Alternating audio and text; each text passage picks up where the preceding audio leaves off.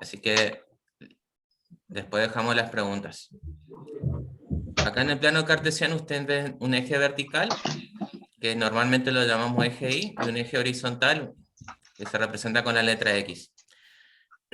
El punto de intersección es el punto de origen, o 0 de X y 0 de Y. Entonces acá para definir cualquier punto necesitamos coordenadas tanto del eje horizontal como del eje vertical. Entonces ustedes van a ver que están ordenados de esta forma. Entonces el punto 2, 3 es la coordenada 2, 3. El primero que se da corresponde al eje X, y el segundo que se da después de la coma corresponde al eje Y. Entonces acá corresponde a un punto que está desplazado 2 en el eje X y 3 en el eje Y, por lo tanto es este punto que está acá identificado. El origen es el punto 0 de X, 0 de Y. Acá tenemos otro punto que es menos 3, 1. Entonces, desde el punto del origen hacia la derecha los valores de X son positivos. Desde la intersección de las rectas hacia la izquierda los valores de X son negativos. El eje vertical, desde este punto para arriba, son valores positivos. Desde la intersección esta para abajo, la recta vertical, son valores negativos, ¿sí? Entonces acá tenemos un valor negativo de X, por eso se desplaza 3 unidades a la izquierda y una unidad para arriba. Entonces tenemos el punto menos 3, 1. Acá tenemos el punto menos 1, menos 2. Las dos coordenadas son negativas, tanto en el eje horizontal como en el vertical. Y acá podría yo plantear un punto. Supónganse que acá un punto 3 y menos 3 correspondería a esta coordenada. Entonces, y lo otro que plantea, que es un eje que es perpendicular. Perpendicular implica que se cruzan que se cortan en un solo punto. Entonces, al ser perpendiculares, nosotros planteamos que acá hay 90 grados de inclinación, o que estos ejes son rectangulares entre sí. O la otra palabra que se usa son ejes ortogonales. Entonces, eso está anotado más abajo.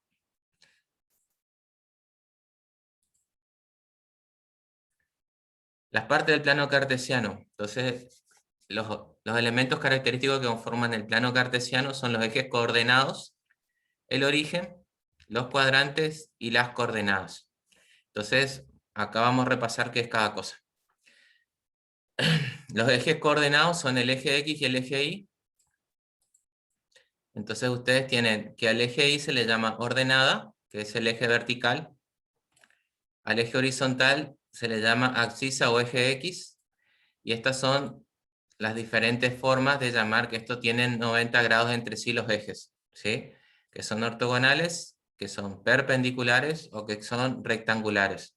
Entonces, entre este eje y este eje, acá hay 90 grados, acá hay 90 grados, acá hay 90 grados y acá hay 90 grados. Por eso cumplen estas condiciones de ser ortogonales, perpendiculares y rectangulares.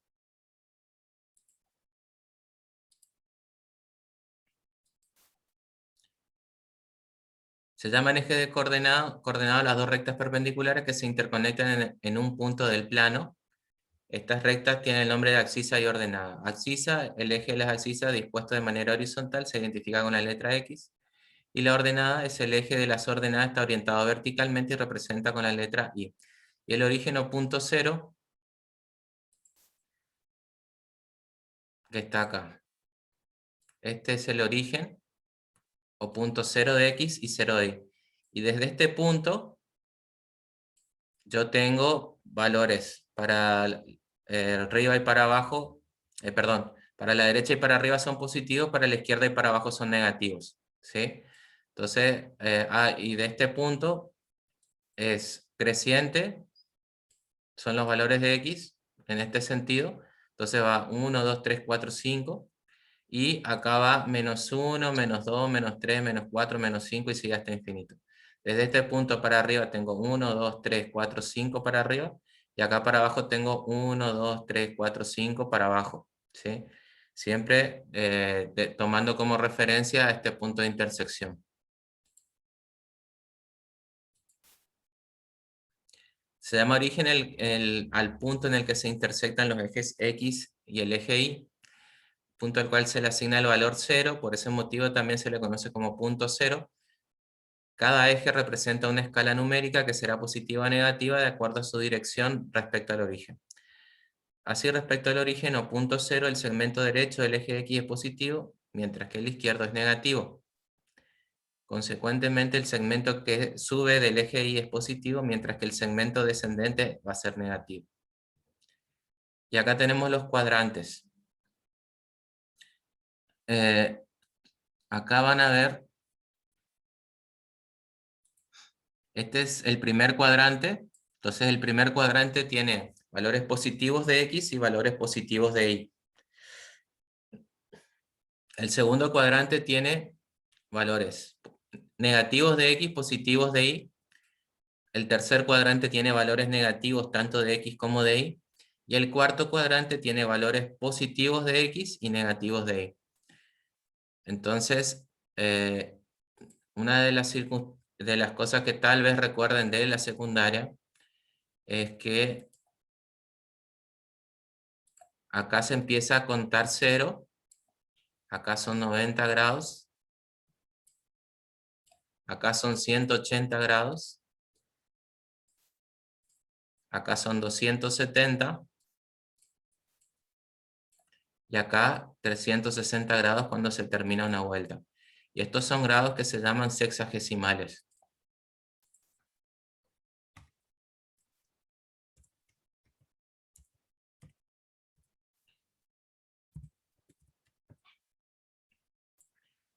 Entonces, los sexagesimales de un círculo van de 0 a 360 grados. Y aclaramos ya los cuadrantes.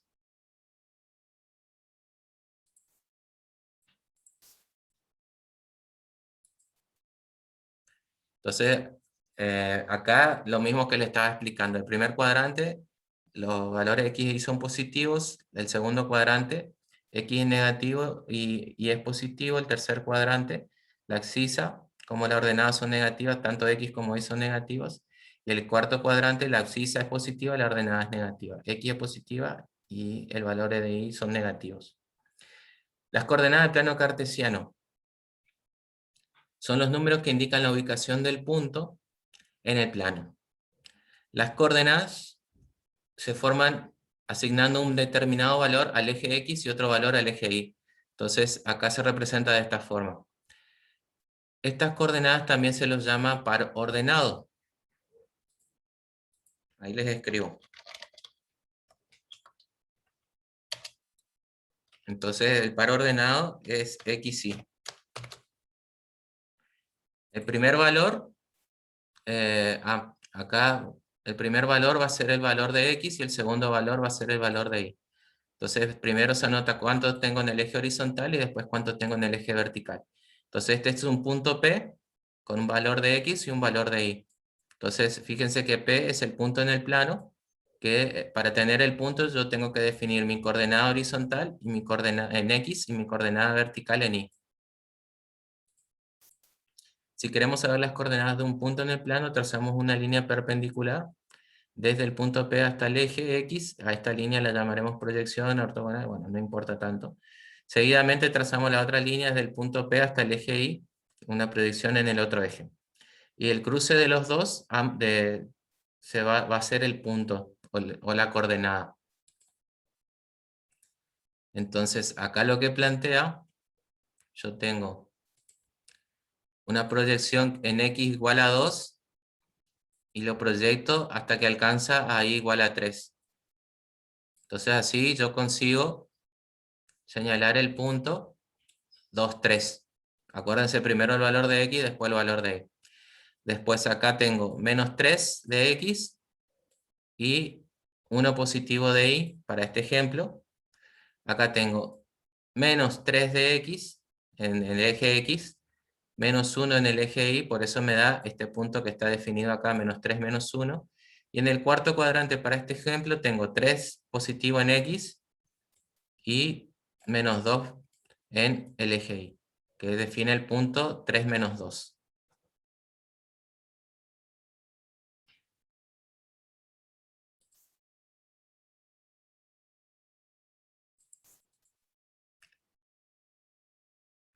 Y acá en este ejemplo está trazando una línea. Si queremos saber la ubicación de un punto a partir de las coordenadas asignadas, trazamos una línea perpendicular desde el número indicado en la abscisa y otra desde el eje de ordenada. La intersección o cruce de ambas proyecciones nos da la ubicación espacial del punto. Acá tenemos una recta, en este ejemplo, entonces esta recta sale de un punto P que es el punto 3, 4, 3 en el eje X, 4 en el eje Y, ambos valores son positivos, y tengo acá el punto menos 4 en X y menos 3 en Y. Entonces acá yo puedo trazar una línea recta que une estos dos puntos.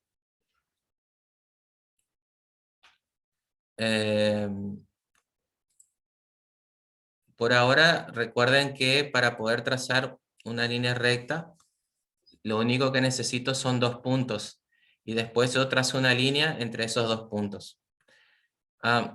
Cuando vayamos a hablar de ecuación de la recta, va a ser importante el punto donde esta línea recta corta el eje Y y este punto corta al eje X, ¿sí? Que va a ser la intersección con el eje horizontal y el eje vertical.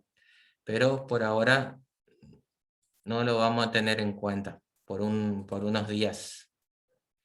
Y esto es para recordar un poquito cómo son los grados sexagesimales, porque no todo el mundo lo va a recordar. Acá tenemos, siempre en este punto empieza el giro de la circunferencia, y el giro en este sentido son giros positivos, grados positivos. Entonces acá tengo 0 grados, 90, 180, 270 y 360 cuando completo la vuelta.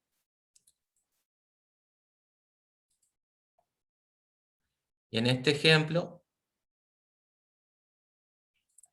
acá de vuelta, fíjense que tengo 0, tengo 90 y acá están los valores intermedios, 60, 45, 30, 120, 135, 150, 180.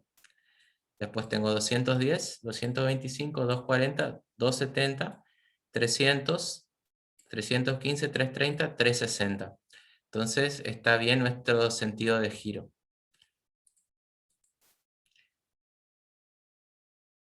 Y esto también va a corresponder un poco con el orden de los cuadrantes.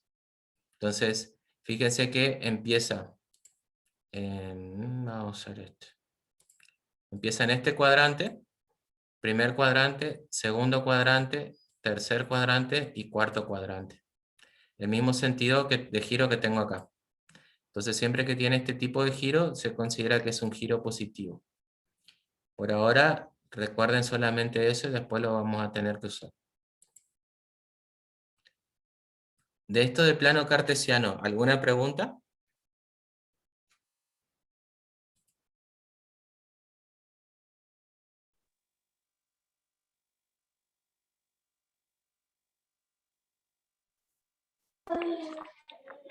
No, profe. Bueno.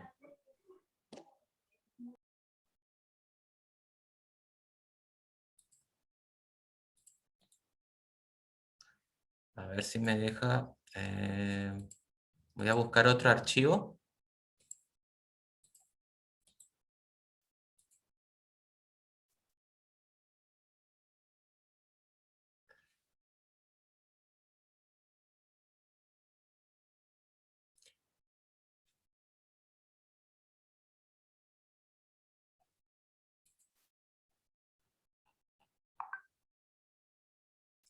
A ver, ¿quién me pide que le acepte, che?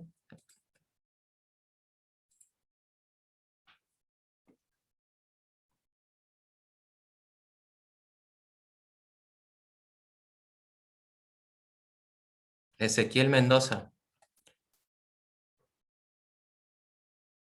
A ver, participantes. Ahí está. Ya lo acepté.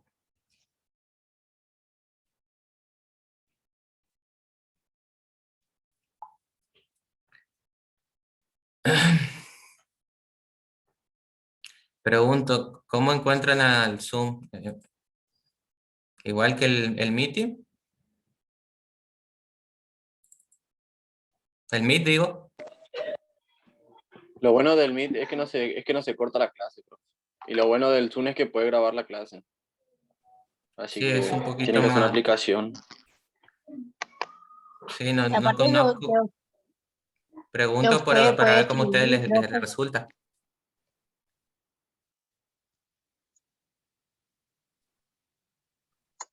Bueno, Sí, el Zoom es mejor. estaba por hacer una encuesta, después de esta clase, hacer una pequeña encuesta para ver si seguimos con el Zoom o si hacemos Meet. Pero después de esta clase, cosa de que tengamos una referencia para decir si está bien o mal, qué le conviene a la mayoría. Bueno,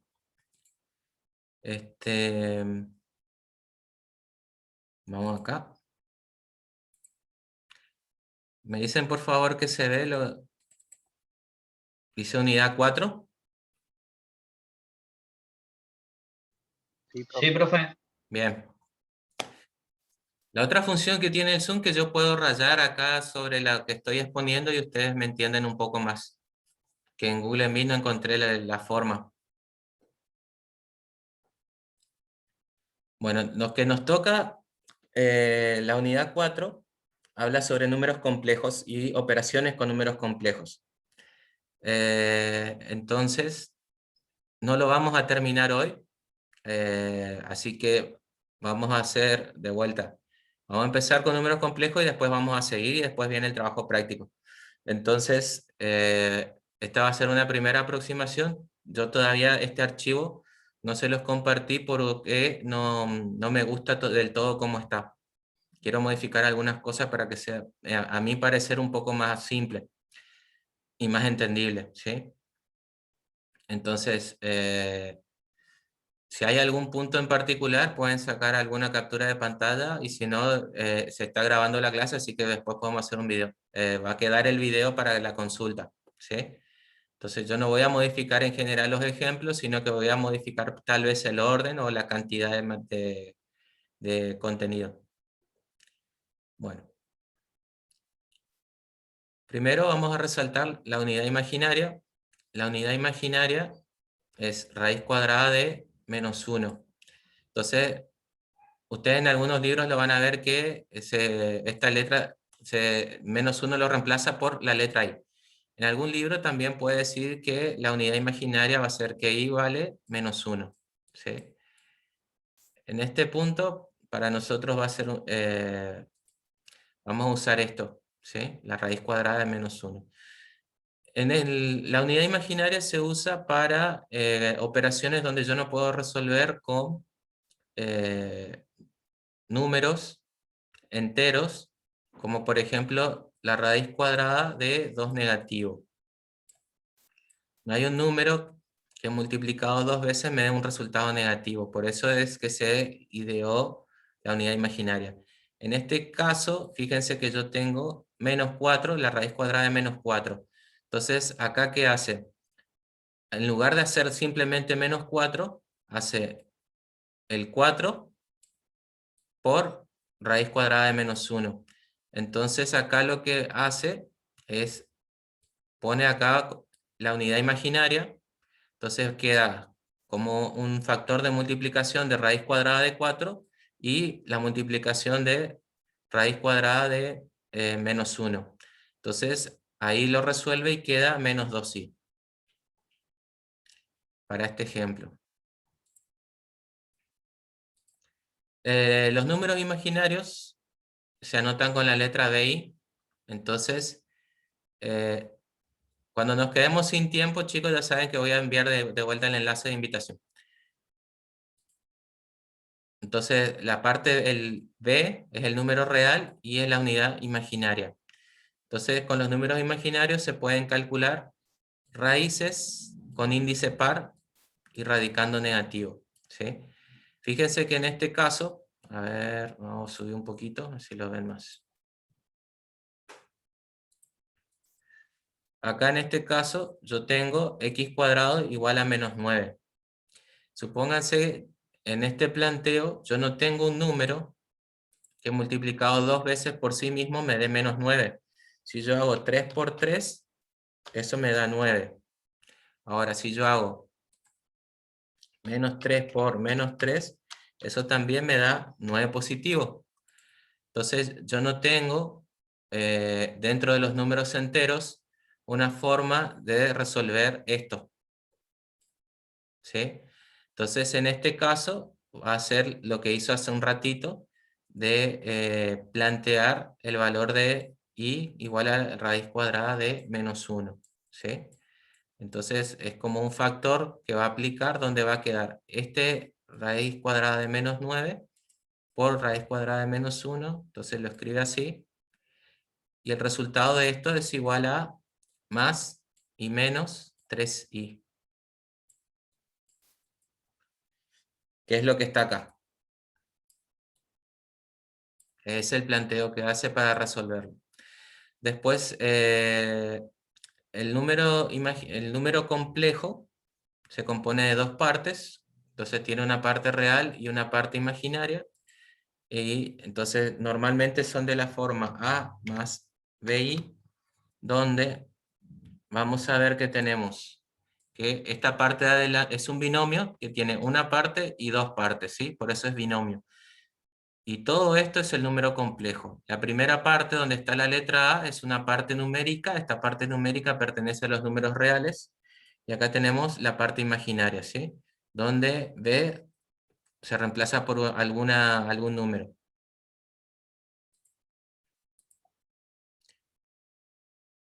Entonces, acá, por ejemplo, les muestro un número imaginario. Acá tenemos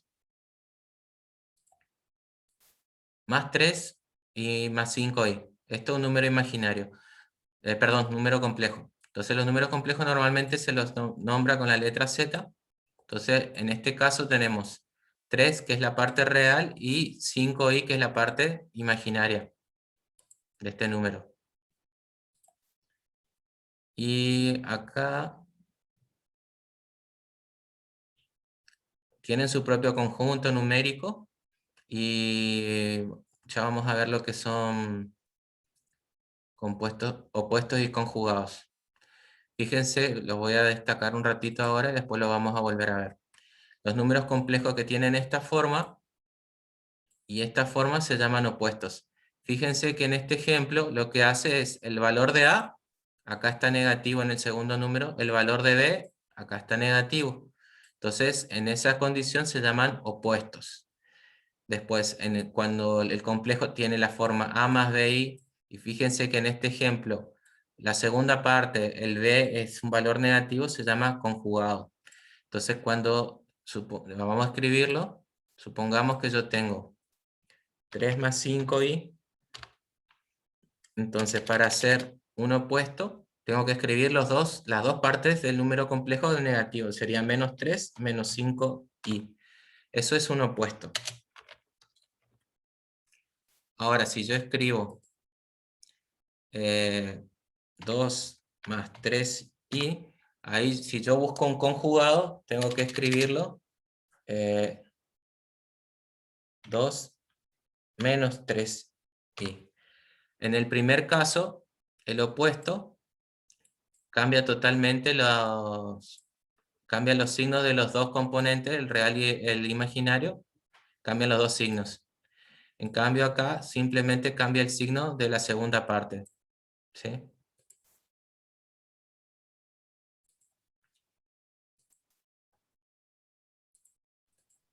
Profe, Sí, ese sería otro ejemplo, ¿sería? sí.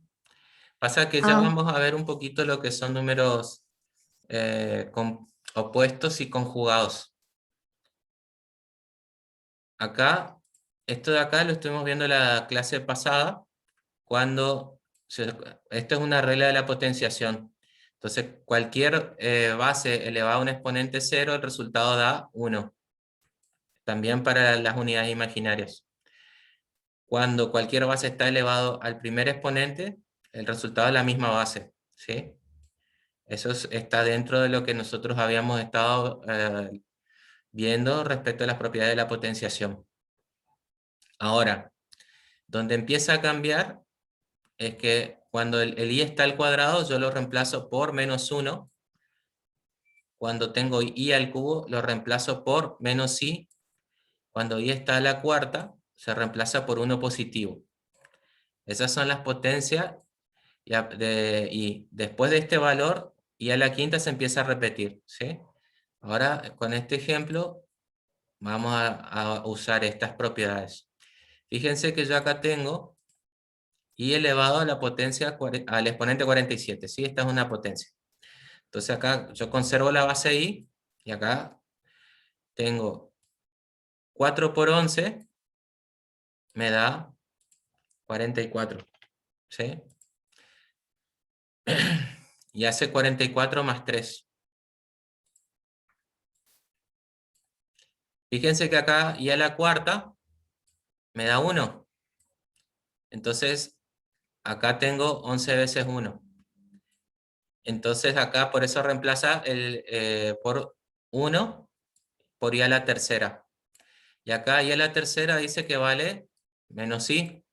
Por eso acá en este caso queda i a la tercera por 1 me da como resultado menos i. Entonces, ¿de dónde sale todo esto? De usar estas propiedades. Fíjense que usa i a la cuarta y después usa i a la tercera. Por eso acá este resultado, las potencias de i se empiezan a repetir los resultados que tenemos acá. Y se trabaja de esta forma. No vamos a hacer potenciación de potencia de i, pero esto está para que ustedes sepan que existe. Entonces no es para que se asusten ahora. Después se van a asustar más. Pero bueno.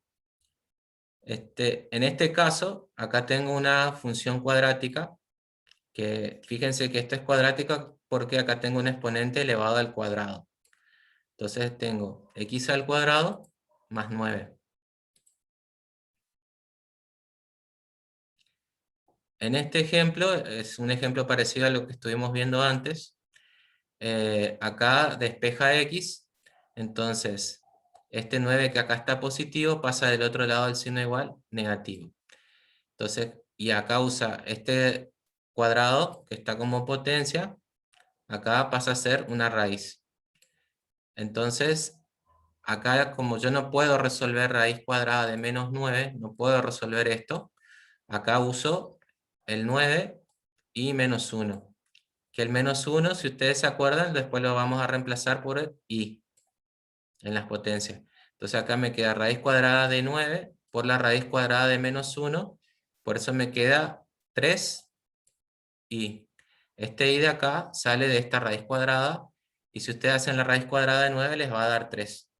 Entonces, aplicando lo que estuvimos hablando de potencias de i, vamos a poder llegar a verificar esto. Y este mismo ejemplo es con x al cuadrado más 16, donde acá les queda, despejando x, queda una raíz cuadrada de menos 16, donde queda 16 por menos 1, entonces lo separa en factores de multiplicación y queda raíz cuadrada de 16 por la raíz cuadrada de menos 1, y el resultado es más menos 4i. Nos queda menos de un minuto, así que voy a cortar, voy a dejar que grabe la máquina y envío de vuelta el enlace. Vamos a tomarnos 5 minutos mientras la máquina se restablece.